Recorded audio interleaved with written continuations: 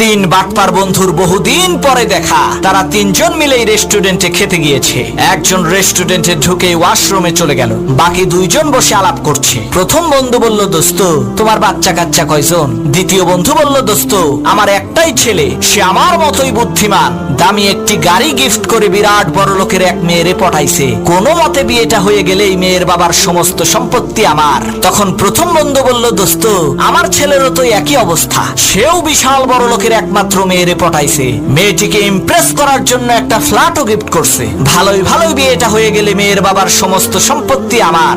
এরই মধ্যে তৃতীয় বন্ধু ওয়াশরুম থেকে চলে আসলো। দুই বন্ধু মিলে তাকে জিজ্ঞেস করলো, দোস্ত তোমার ছেলে মেয়ে কয়জন? তখন তৃতীয় বন্ধু বলল, দোস্ত আমার একটাই মেয়ে, সে আমার মতোই ধান্দাবাজ, দুই পোলারে নাকে দড়ি দিয়ে ঘোরাইতেছে, একজনে দিছে গাড়ি আর একজনে দিছে